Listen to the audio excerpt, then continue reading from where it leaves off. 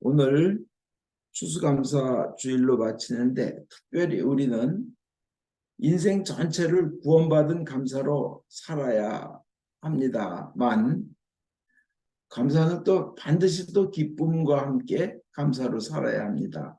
특별히 그렇지만 오늘 추수감사절을 더욱 초점을 맞춰서 감사를 드리려고 하는 이유는 특별히 그 감사를 잊지 말고 그 평생을 감사에 묻혀 살아야 하지만 특별히 더욱더 이 감사를 바치는 그런 귀한 날을 보내기 위해서 이 추수감사절을 우리는 지킵니다. 특별히 더 연습하고 더 감사를 바치고 하나님은 인간이 감사할 때 축복이 임하고 치유가 임하고 인생이 형통하도록 인간을 창조하셨습니다. 그래서 감사의 분량이 곧 축복의 분량이고 행복의 분량입니다. 그 2차 세계대전 때 일본의 그 해군 장교 가와가미 기이치 씨는 전쟁에서 패하고 고국으로 돌아왔는데 그 죄의식과 실의에 빠지고 있었습니다. 그래서 전쟁에서 진 거에 대해서도 매일 불평과 불만 털어놨습니다. 계속 불평하고 그 다음에 실의에 빠졌더니 몸이 굳기 시작하고 온몸에 마비 증세가 나타나는데 아무리 정밀 검사를 해봐도 이상이 발견되지 않았지만 몸을 움직일 수 없었습니다. 누워서 지내야 했습니다. 그러니까 정신과 의사가 처방을 내립니다. 하루에 10,000번씩, 10,000번씩 감사합니다 하십시오. 10,000번씩. 감사의 마음이 당신의 병을 치료해 줄 겁니다. 그는 계속 감사합니다를 중얼거렸습니다. 하루는 어느 날, 근데 몸이 낫지 않았는데 어느 날 아들이 자기가 좋아하는 감을 가지고 와서 2개를 건너준데 마음속으로 정말 고마운 생각이 들어서 아들한테 고맙다고 자기도 모르게 손을 내밀은 거예요. 마비된 손이 펴지는 겁니다. 그런데 나머지 온몸이 쭉 뻗어지는 것이었습니다. 굳었던 몸이 풀리고 질병에서 벗어났습니다. 그는 매일 그래서 감사의 말을 이렇게 하면서 살면서 건강이 완전히 회복되었다고 합니다. 이 우리가 입에서 나오는 감사의 단어, 감사의 소리에 온몸이 따라가게 되어 있습니다. 실제 뭐 진정 마음속에 그렇든 않든 관계없이 내가 감사와 웃음과 기쁨을 토해내면 내 존재가 그걸로 따라간다는 겁니다. 그 본래 감사하면서 살도록 하나님이 우리를 만들었고 하나님께서도 어떤 사람이 정말 하나님을 높이 받드는 하나님을 원하시는 자냐 하고 말씀하시냐면 시편 50편 23절에 감사하는 마음을 제물로 바치는 자가 나를 높이 받드는 자다. 복 받을 자라는 거죠. 시편 50편 14절에 사람이 하나님에게 바칠 제물은 감사하는 마음이라고 했습니다. 데살로니가 전서 5장 18절에 범사에 감사하라. 이는 그리스도 예수 안에서 너희를 향하신 하나님의 뜻이니라 그랬습니다. 그죠? 하나님의 뜻이 뭐예요? 감사하라는 겁니다. 그 창조 원리가 감사하는 자가 하나님의 축복을 받게 됐다는 겁니다. 감사하는 국가가 축복받고 감사하는 가정이 축복받고 감사하는 개인이 축복받습니다. 조금 전의 예처럼 감사는 질병을 치료하는 특효약입니다. 이 원망과 탄식은 그냥 원망과 탄식은 그 어떻게 보면 자기 질병의 원인이 될 수도 있습니다. 제가 아는 저하고 이제 친했던 친구 한 명이요. 그 고등학교 때 월남전에서 아버지가 돌아가셨습니다. 근데 맨날 아버지가 돌아가셨다는 것 때문에 늘 탄식하고 슬퍼했어요. 다시 일어날 생각을 안 해요. 주위에 아주 큰 회사, 그냥 대한민국에서 손꼽는 회사 사장이 아버지 친구라 그를 취직도 시켜주고 네가 공부하고 싶다면 대학교 등록금도 다 내주고 하겠다 그러는데 얘는 그냥 입버릇이 맨날 내가 맨날 두들겨 맞아도 좋다. 맨날 욕먹어도 좋다. 어떤 학대를 받아도 좋다. 아버지라고 부를 사람만 있으면 나는 더 이상 뭐 소원이 없겠다. 그 아버지가 없어서 나는 살고 싶지 않다, 죽고 싶다. 이런 식으로 나날이 갈수록 이렇게 현실에 대한 탄식과 현실에 대한 부정과 불만이 이렇게 커가요. 그러더니 어느 날 결국 극단적인 선택을 했는데 그때 느낀 게 그겁니다. 자꾸 불평을 얘기하고 탄식을 하니까 저렇게 되는구나. 왜 거기서 헤어나오질 않고 그런 겁니다. 그 이번에 여기 와서 그 아주 깊이 깨닫는 게 하나 한 분 계신데 만난 분 중에 그 암 때문에 몇 달을 못 산다는 판정을 받았어요. 항암 치료하면 그거보다 몇 달 더. 또 항암 치료 안 하면 뭐 금시. 그런데 그분이 이제 항암 치료를 하고 뭐 어떻게 하면서 어떤 반전이 일어나는 겁니다. 근데 제가 듣기에 너무 신기한 거는 그런 분이 그렇게 명랑한 거예요. 그리고 몸이 안 아프면 그 아프지 않은 하루가 그렇게 소중하다는 거예요. 너무나 소중하다는 거예요. 몸이 안 아프면. 오늘은 통증이 없네. 안 아프네. 오늘 백효 걸고 치수도 좋다 그러네. 이런 소중한 날을 기쁘게 감사해야지. 그분은 통증이 없는 날이 그렇게 귀하고 귀하다는 겁니다. 그래서 이렇게 안 아플 때 내가 친구 만나야지. 친구 만나서 기뻐해야지 그런 거예요. 너무 어이가 없었어요. 그런데 항암제를 맞으러 병원에 갔다가 내가 컨디션이 이렇게 좋은데 항암제 맞고 쭈그리하고 있으면 안 되지 하고는 핸드백 들고 도망가면서 간호사분께 다음 주에 맞을게요. 지금 컨디션 너무 좋아요. 선생님께 좀 말씀해 주세요 하고 도망갔답니다.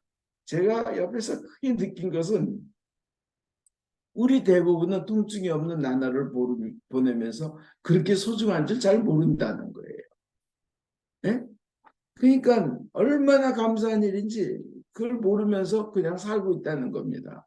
근데 조그만 거 하나라도 감사하는 사람들, 그 최고로 행복한 사람들의 공통점은 감사가 풍성하다는 것입니다. 그리고 혹시 수시로 불안하고 걱정이 됩니까? 수시로 불안하고 걱정이 됩니까? 왜 그런지 아세요? 그것은 하나님과 기도 시간이 적어졌다는 증거입니다.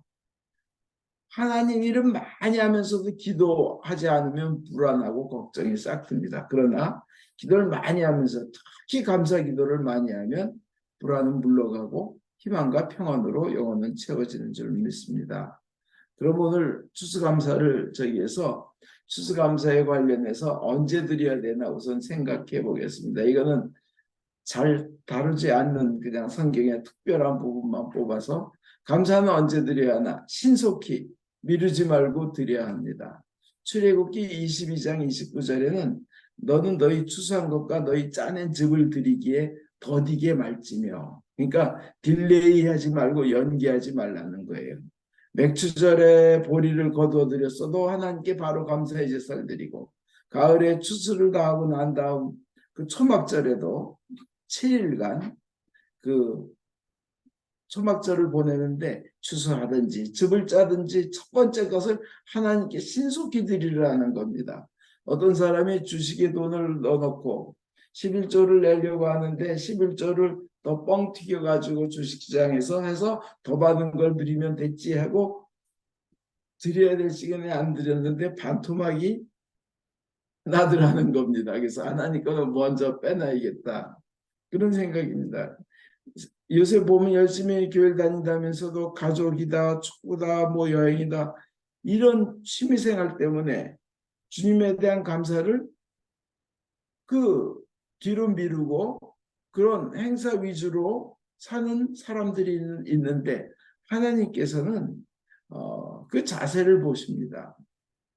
먼저 감사를 드리는 것을 우선으로 하는가, 신속히 하는가. 그다음에 두 번째로 어려울 때 오히려 감사를 드리자는 겁니다. 어려울 때 감사를 드리면 기적이 일어납니다. 감사하기 힘들고 어려운 중에 감사하는 사람들이 있는데 그 감사가 바로 하늘의 신비한 축복을 끌어당깁니다. 예수님 보세요. 나사로 보면 나사로 죽었잖아요. 이미 시체에서 썩는 냄새가 나는데 감사기도 먼저 드렸잖아요. 그 십자가에 달려 돌아가시기 전날 감사기도 드렸잖아요. 최후의 만찬 때. 그리고 그 오병이어 때도 기껏 5천 명 이상, 남자만 5천 명, 여자까지 아마 15,000명 될 텐데, 그게 기껏 그 보리떡 5개하고 물고기 2마리인데, 그 막막한 상황에서도 감사기도 먼저 드렸습니다. 그러니까 어떻게 돼요? 5천 명이 먹고 12광주리가 남고 나사로가 살아나오고 주님께서는 부활하십니다. 이 감사가 만사형통한 그 신비한 축복을 끌어당긴다는 겁니다. 바울과 신라가 빌립보에서 복음을 증거하다가 이제 관원에게 잡혀서 많이 얻어맞았습니다. 굶주렸습니다. 깊은 감옥에 갇혔습니다. 이 양손 양발이 쇠고랑에 착고가 채워졌습니다. 이 맞은 데가 얼마나 쓰리고 아팠겠어요. 앞핀 하나만 밟아도 그렇게 오래 아픈데 이 돌적이 한번 이게 손톱에 쾅 쳐도 며칠 얼마나 아파요. 그 굶주리고 배고팠습니다. 그리고 여러 가지 벌레 같은 것들이 뭐 빈대군, 벼룩이건 몸에 올라와서 물고 가렵고 고통을 줍니다. 그런데도 불구하고 그 2사람은, 바울과 신라는 원망과 불평 탄식하지 않고 하나님 앞에서 엎드려서 기도하고 감사와 찬송의 예배를 드렸습니다. 그때 얼마나 하나님께서 기뻐하시는지 그 감사와 찬송에 맞춰서 그 감옥을 뒤흔들어 버렸습니다. 그래서 감옥 문이 열리고 쇠고랑이 끌러지고, 그것이 그 상황이 전화위복이 되어서 빌립보 감옥의 간수장과 가족들이 다 구원을 받는 역사가 일어나고 빌립보라는 도시에 교회가 설 수 있으며, 그 놀라운 기회를 그 유럽을 향한 발판이 마련됩니다. 이 실패와 시련은 누구에게나 있습니다. 그렇지만 신자는 아무리 힘들고 어려워도 억울하고 분통이 터지더라도 예수를 힘입어 감사하며 찬송해야 합니다. 골로새서 3장 17절에 또 무엇을 하든지 예수를 힘입어 하나님 아버지께 감사하라, 이렇게 되어 있습니다. 어떤 사람은 이 큰 길에 조그만 돌만 있어도 원망합니다. 어떤 사람은 왼통 장애길에 한 줄기 빛만 비춰도 감사 바칩니다.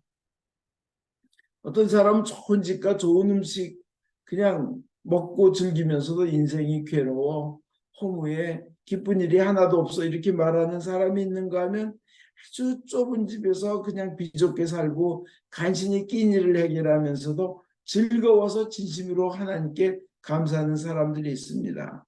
정말 진정한 행복은 세상 일이 다 잘 되기 때문에 뭐 행복한 게 아닙니다. 다 잘 되어도 감사하지 못해서 죽는 사람이 얼마나 많습니까?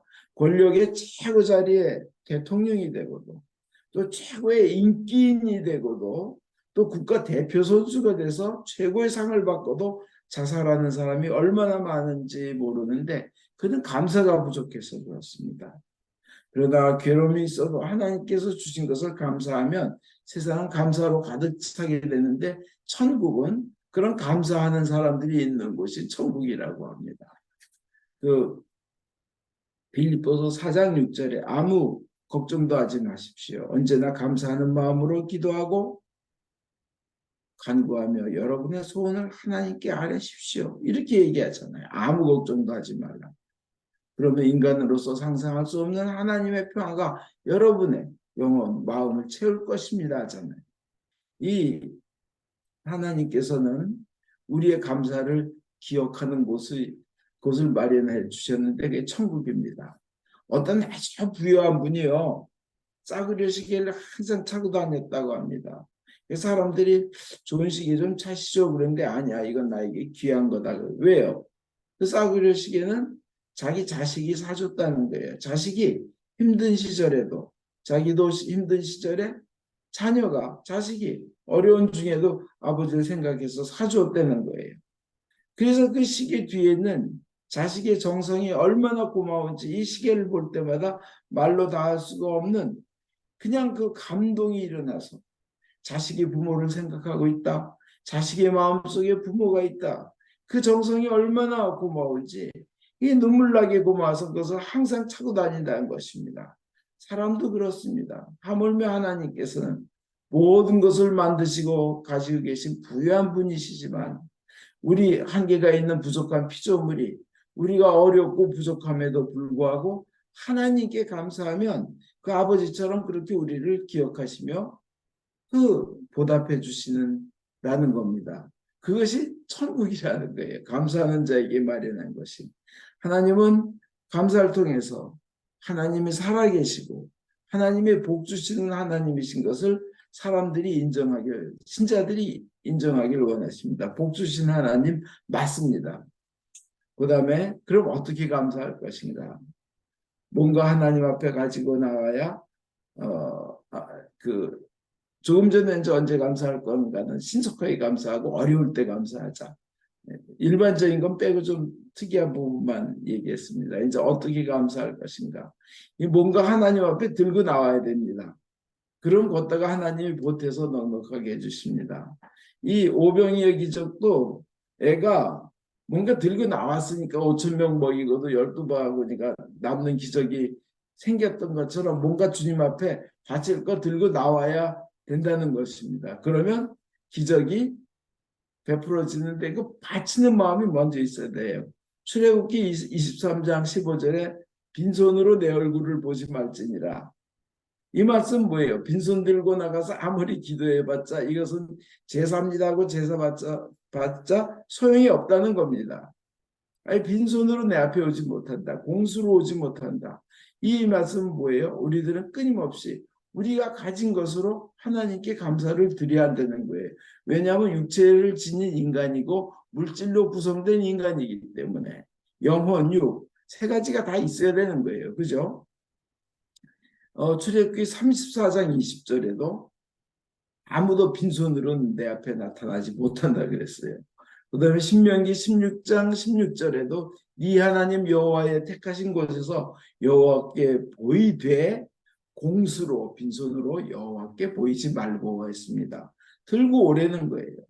신명기는 뭐예요? 신신부탁하는 게 신명 아니에요. 그죠? 다시 명령한다. 그 다음에 뭐냐? 뭘 들고 나와야 된다. 하나님께 봐. 풍성하게 힘 닿는 대로 정성껏 바쳐야 합니다. 그러면 풍성하게 갚아주십니다. 심은 대로 거둔다입니다. 인과 응보입니다. 하나님께서는 우리가 풍성하게 감사하기를 원하십니다. 그 요한 크리소스톰이 이렇게 말했다고 합니다. 감사하는 것에 아끼지 않고 풍성한 자는 축복의 열쇠를 손에 쥔 자다 이렇게 얘기했는데 하나님이 주신 것을 풍성하게 감사하면 하나님께서 그 감사의 제사를 받으시고 기뻐하시면서 있는 자에게 더 주고 풍성한 자에게 더 풍성하게 만들어 주십니다. 그 마태복음 13장 12절에 무릇 있는 자는 받아 넉넉하게 되고 없는 자는 그 있는 것마저 빼앗기리라. 이 말씀을 우리는 생각해야 됩니다. 심은 대로 거두리라예요. 그 심은 대로 거두리라. 하나님의 그 세상 돌아가게 하시는 원리입니다. 2차 세계대전 일어나기 전에 어느 그 독일의 그 파일럿 조종사가 비행기를 막 엔진 걸고 뛰어야 하는데 한 사람 뛰어와서 지금 내가 잡힐 지경입니다. 날 좀 살려주십시오. 그랬대요. 나 유대인입니다. 그러니까 독일 조종사가 그래? 그럼 타라. 태워가지고 폴란드까지 그냥 날아가서 그 사람을 해방시켜줬대요. 그리고 난 다음에 이제 2차 대전이 터졌는데 그는 독일 사람이지만 나치에 대해서 아주 싫어서 영국으로 망명을 하고 영국의 폭격기 조종사가 되어서 싸우다가 머리에 총을 맞고서 의식불명이 되었습니다. 그러니까 동료들이 그 대신 조종을 하고 해서 폭격기에 내려서 입원했는데 정말 실력 있는 의사가 있는 힘을 다해서 온 정성으로 수술해서 자기를 살려냈습니다. 나중에 의식이 돌아왔는데 그 의사가 그러더는 거예요. 나 알겠습니까? 누군지 모르겠는데요. 어디서 본 듯하긴 합니다. 제가 그 유대인으로서 그 전에 경찰에게 쫓겨서 구사일생으로 당신이 나를 살려주셨고 나는 그 후에 영국으로 와가지고 의사가 되었는데 오늘 당신이 이 병원에 와서 나한테 수술을 받았습니다. 그 자기가 살려줬던 그 사람의 의사가 되어서 자기를 수술해서 살려줬다는 겁니다. 이 사람이 무엇으로 심든지 그대로 거두게 되는 겁니다. 악으로 심으면 악으로 거두게 되고 선으로 심으면 훗날에 또 선으로 거두게 됩니다. 이와 같이 하나님 앞에 풍성하게 심으면 말로 다 할 수 없이 하나님께서 반드시 영육간의 은총과 복으로 풍성하게 갚아주실 줄 믿습니다. 신명기 16장 17절에 각 사람이 네 하나님 여호와의 주신 복을 따라 여호와의 주신 복을 따라 이게 이제 보면 하나님이 주신 대로 그러니까 복 받은 만큼 힘을 다하여 힘대로 물건을 드릴지니라 풍성하게 바치라는 뜻입니다. 좀 힘껏 풍성한 열매는 풍성히 심고 뿌릴 때 맺혀집니다. 심는 것이 적으면 거둔 것도 적습니다. 하나님도 하나님한테 인색하면서 하나님으로부터 큰 축복을 기대하는 것은 그렇게 맞은 것이 아니다 그러십니다. 심은 대로 거두리라고 하시니까요. 그래서 있는 것을 가지고 풍성하게 감사하면 하나님은 더 있게 만들어 주십니다. 반딧불을 가지고 감사하면 뭐죠? 촛불을 주시고 촛불을 가지고 감사하면 전깃불을 주시고 밤에 전깃불을 가지고 감사하면 아침에 태양이 뜨는 그런 감사거리를 주신다는 겁니다. 근데 이제 마지막으로 더 기쁜 내용이 있다는 겁니다. 신나는 내용이에요. 뭐 마치 에레미야서 29장 11절처럼 밝은 앞날이 너희를 기다리고 있다. 이거 비슷한 거예요. 너에 대한 나의 계획을 너를 향해서 가지고 있는 나의 계획을 내가 안 하니 그것은 재앙이 아니라 뭐예요? 평화와 밝은 앞날과 번영과 행복이라는 거예요. 근데 그와 비슷한 것이 감사에 있는데 아주 앞날에 반드시 축복할 것이니까 기뻐하라는 것입니다. 미래에 확실히 축복을 주실 것이니까 감사하라는 겁니다. 이게 뭐예요? 다음 달은 이달보다 낫고 내년은 올해보다 낫고 다음 세상은 이 세상보다 나을 것입니다. 과거만 감사하지 말고 과거에 잘해주신 것만 감사하지 말고 현재 있는 것만 감사하지 말고 앞날에 어마어마하게 내 상상을 초월해서 잘해주실 것을 믿고 감사하라는 겁니다. 구약에서 가을의 추수감사절은 초막절이었잖아요. 아까 말씀대로 이때 7일간 즐거운 감사절을 보내서 그 힘으로 1년을 살았는데 그 거기에 대해서 뭐라고 나와 있냐면요. 신명기 16장 15절에 네 하나님 여호와께서 네 모든 소출과 네 손으로 행한 모든 일에 복 주실 것이니 미래형이에요. 너는 온전히 즐거워할지니라 복 주실 것이니 이게 물론 다른 번역에는 복 주신 것을 하고 번역된 데도 있고 뭐 그래요. 그래서 제가 그럼 개역 한글은 복 주실 것이니 하고 돼 있는데 딴 건 어떠냐 하고 이제 뭐 이렇게 원서들을 비교해 봤더니 미래인 거예요. 하나님이 will bless you예요. shall bless you예요. will bless예요. 복 주실 것이라는 거예요. 앞날도 복 주실 것은 믿기 바랍니다. 하나님께서 우리에게 복 주시고 우리가 기뻐하는 것보다 더 기뻐하셔요. 하나님의 찾으신 사람은 어떤 형편이든지 앞날에 복 주실 것을 믿고 감사하는 사람을 굉장히 찾고 계신다는 겁니다. 하나님께서 은혜로 영원한 생명도 구원도 공짜로 주시는 그 판에 다니엘은 뭐 선선행을 하고 공적을 쌓아서 뭐 하려는 것보다 그 전에 하나님께 먼저 감사하는 습성 먼저 드리라는 거예요. 그러면 특별히 귀하게 여기신다는 겁니다. 하나님이 뭐 먹을 것이 없어서 먹을 것을 뭐 이렇게 바치라 그러시겠어요? 하나님께서 소다리 뭐 막 양곱창을 드시겠어요? 근데 왜 그걸 바치라 그래? 선짓국을 드시겠어요? 그걸 왜 하나님의 뭐 물질이 없어서 돈을 받으시겠어요? 시간이 없어서 시간을 바치라 그러겠습니까?